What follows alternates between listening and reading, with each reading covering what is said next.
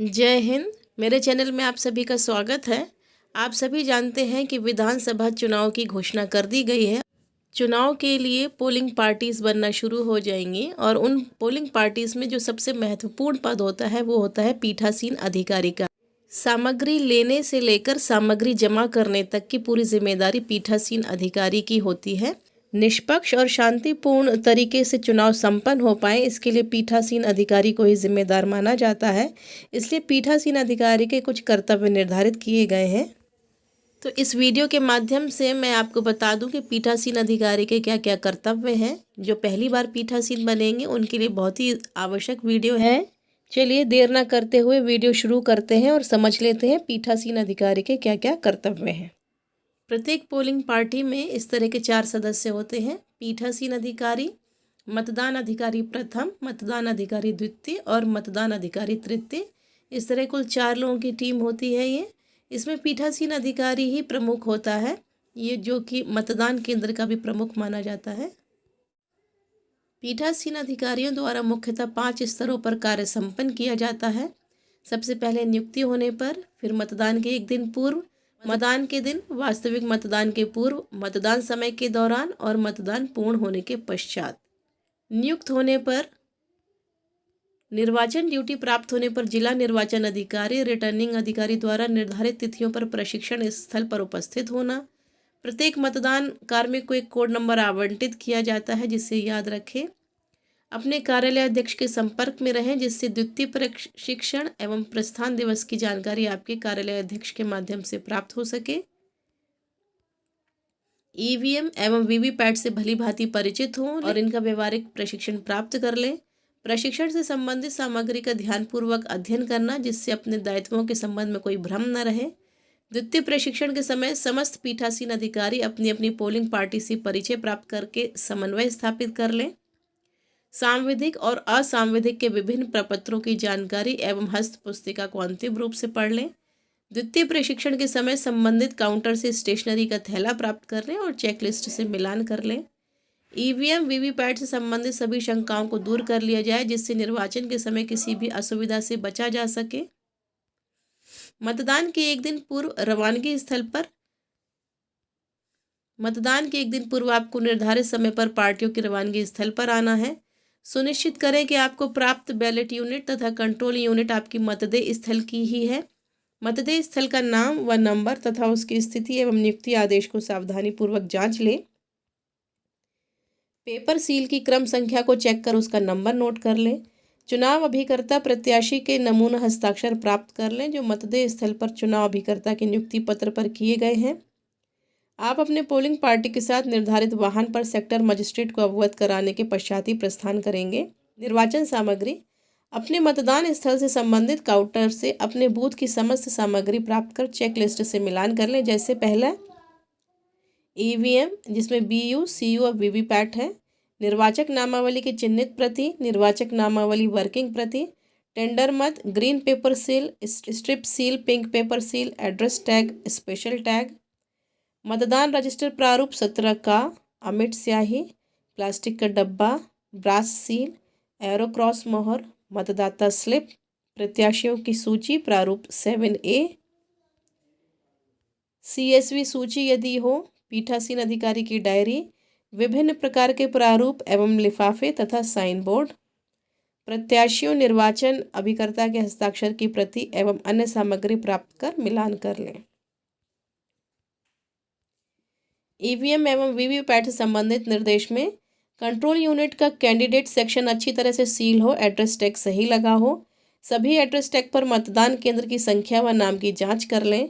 EVM VVPAT प्राप्त करते समय सुनिश्चित कर लें कि बैलेट यूनिट पर बैलेट पेपर ठीक ढंग से लगा है। सब आपको जब आपको सामग्री प्राप्त कराई जा रही है उसी समय पूरा चेक करना है। संबंधित बूथ के लिए ईवीएम वीवीपैट के नंबरों का मिलान कर लिया जाए और चित्र अनुसार ही ईवीएम को सूटकेस की भांति रखा जाए जिससे मशीन में किसी प्रकार की खराबी की संभावना ना हो। यह ध्यान रखा जाए कि वीवीपैट के पीछे स्थिति सिलेक्शन स्विच को घुमाकर परिवहन के समय क्षैतिज तथा मतदान के समय ऊर्ध्वाधर रखा जाए।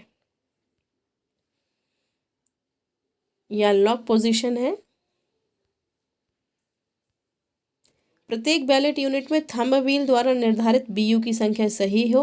एक बीयू के प्रयोग की दशा में 1 तथा 2 बीयू प्रयोग की दशा में प्रथम मशीन पर 1 तथा दूसरी मशीन पर 2 आदि। रवानगी स्थल पर प्रस्थान से पूर्व कंट्रोल यूनिट बैलेट यूनिट की जांच की जा सकती है, किंतु वीवीपैट से कोई भी छेड़छाड़ ना की जाए। जांच के पश्चात पावर स्विच को ऑफ कर दें। मतदान के एक दिन पूर्व मतदेय स्थल पर क्या क्या आपको चेक करना है। मतदेय स्थल की न्यूनतम आवश्यकताओं एएमएफ का निरीक्षण कर संतुष्ट हो लिया जाए कि इस संबंध में कोई कमी नहीं है, जैसे कि पेयजल व्यवस्था एवं शौचालय, रैंप, आवश्यक फर्नीचर, विद्युत एवं प्रकाश की व्यवस्था, छायादार स्थान आदि। यह भी सुनिश्चित किया जाए कि मतदान वोटिंग कंपार्टमेंट की स्थिति संतोषजनक है, उसमें पर्याप्त प्रकाश हो, किंतु वह सीधे वोटिंग कंपार्टमेंट पर ना पड़े क्योंकि यह वीवीपैट को खराब कर सकता है। मतदेय स्थल के 200 मीटर के दायरे का निरीक्षण कर लिया जाए, जिससे वहां पर कोई भी ऐसी सामग्री जो आदर्श आचार संहिता का उल्लंघन करती हो उनको हटा दिया जाए। मतदान से जुड़े सरकारी कार्मिकों को छोड़कर कोई भी मोबाइल फ़ोन लेकर मतदेय स्थल पर नहीं आ पाए। मतदेय स्थल पर स्वयं एवं मतदान अभिकर्ताओं के बैठने की उचित व्यवस्था कर ली जाए। मतदेय स्थल पर किसी भी परिचित अपरिचित व्यक्ति का किसी भी प्रकार का आतिथ्य स्वीकार न किया जाए। मतदेय स्थल पर ही रात्रि विश्राम किया जाए। उन औपचारिकताओं को पूरा कर लिया जाए जो मतदान दिवस के दिन आपके कार्य को सम्यक एवं शीघ्र संपन्न कराने में सहायक हो, जैसे लिफाफे एवं मतदेय स्थल से संबंधित कार्य। मतदेय स्थल के 200 मीटर की परिधि के बाहर प्रत्याशियों द्वारा मतदाताओं को पर्ची बांटने हेतु एक मेज, 2 कुर्सी तथा छाया हेतु छतरी लगा सकते हैं। यह सुनिश्चित किया जाए कि इन पर्चियों पर कोई ऐसा चिन्ह ना हो जो आचार संहिता का उल्लंघन करता हो। स्थलों पर भीड़ एकत्र ना हो। मतदेय स्थल पर निर्वाचक नामावली की एक सूची तथा प्रत्याशियों की भी सूची, डमी बैलेट यूनिट का नमूना चस्पा किया जाए। अपने मतदेय स्थल पर पहुंचकर ये सुनिश्चित करें कि किस प्रकार की सीटिंग अरेंजमेंट करना है। प्रवेश द्वार के बाद सबसे पहले पोलिंग ऑफिसर 1, पोलिंग ऑफिसर 2, फिर उसके बाद पोलिंग ऑफिसर 3 और इन तीनों के पीछे पोलिंग एजेंट्स बैठेंगे। और उसके बाद है वोटिंग कंपार्टमेंट। जब मतदाता वोट देकर जाएगा, एग्जिट के पास होंगे प्रिसाइडिंग ऑफिसर की कुर्सी, यानी कि पीठासीन अधिकारी की कुर्सी। मतदेय स्थल पर प्रवेश हेतु अधिकृत व्यक्ति कौन से हैं, ये भी ध्यान देना होगा पीठासीन को। पहला तो मतदान अधिकारी, दूसरा प्रत्येक अभ्यर्थी उसका निर्वाचन अभिकर्ता और एक समय पर प्रत्येक अभ्यर्थी द्वारा नियुक्त एक मतदान अभिकर्ता। आयोग द्वारा प्राधिकृत व्यक्ति जैसे मीडिया कर्मी, माइक्रो ऑब्जर्वर। निर्वाचन के संबंध में कर्तव्यारूढ़ लोक सेवक। आयोग द्वारा नियुक्त प्रेक्षक। मतदाता के साथ में कोई गोद में शिशु या बच्चा। ऐसे अंधे एवं शिथिलांग मतदाता के साथ कोई सहायक। मतदान के दिन वास्तविक मतदान के पूर्व, ये सबसे महत्वपूर्ण दिन है, सुबह 5 बजे उठकर दैनिक क्रियाओं से मुक्त हो जाएं और पुनः एक बार मतदेय स्थल का निरीक्षण कर लें। मतदान अभिकर्ताओं उनके प्रत्याशी द्वारा जारी किए गए प्राधिकार पत्र प्रस्तुत करने पर प्रवेश पास जारी करें। 6 बजे न्यूनतम 2 मतदान अभिकर्ताओं की उपस्थिति में मॉक पोल कराना सुनिश्चित करें। यदि मतदान अभिकर्ता अनुपस्थित है तब भी मॉक पोल की कार्रवाई 6:15 से प्रारंभ कर दी जाए। मॉक पोल करते समय ध्यान दें कि मॉक पोल की कार्रवाई हेतु सर्वप्रथम मशीन को बैलेट यूनिट, कंट्रोल यूनिट तथा वीवीपैट को आपस में जोड़ने के उपरांत ऑन करेंगे। इस प्रक्रिया में 7 पर्चियां जो मशीन के ऑटो टेस्ट से संबंधित होती हैं, जिन पर नॉट फॉर काउंट लिखा होगा, निकलेंगी। मॉक पोल प्रारंभ करने से पूर्व CRC यानी कि क्लोज रिजल्ट और क्लियर बटन दबाएं। यदि लिंक एरर प्रदर्शित हो रहा है तो केबल को पुनः ठीक से लगाएं। कुछ क्षण बाद उम्मीदवारों की संख्या कुल पड़े मत 0 तथा उम्मीदवारों के लिए पड़े मत की संख्या 0 प्रदर्शित होगी। इस तरह ये कनेक्शन होगा।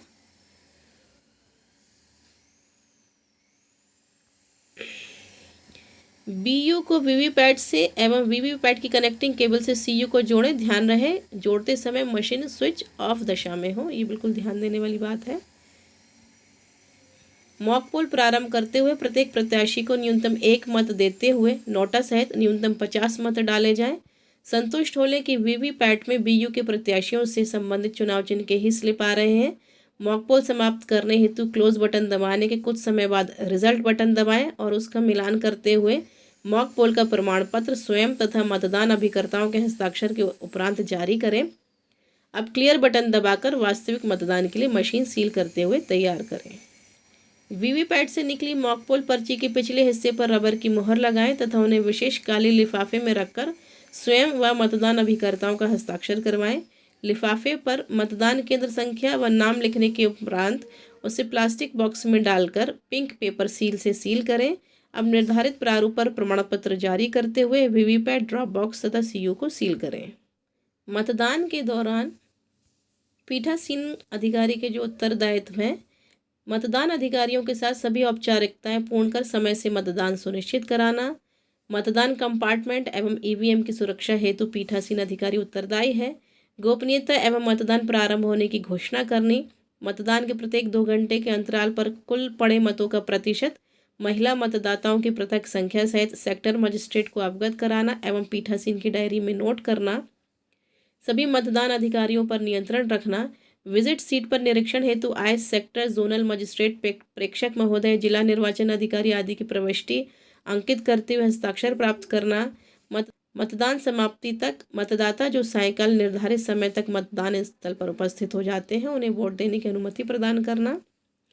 पीठासीन अधिकारी द्वारा उस समय पंक्ति में अंतिम खड़े मतदाता को क्रम संख्या 1 की स्लिप प्रदान करते हुए सभी मतदाताओं को स्लिप प्रदान कर दी जाए और उन्हें पंक्ति के क्रम से मतदान की अनुमति प्रदान की जाए। अंत में क्रम संख्या 1 से प्राप्त मतदाता के मतदान के उपरांत मतदान समाप्ति की कार्रवाई की जाएगी। मतदान समाप्ति की घोषणा कर ईवीएम एवं वीवीपैट को कैरिंग बॉक्स में रखकर एड्रेस सील से सील करेंगे। जो भी पीठासीन अधिकारी के कर्तव्य थे वो इसमें मैंने आपको शेयर किए हैं। उम्मीद करती हूँ आपके काम आएंगे। फिर मिलती हूँ नेक्स्ट वीडियो में, तब तक के लिए थैंक्स फॉर वॉचिंग।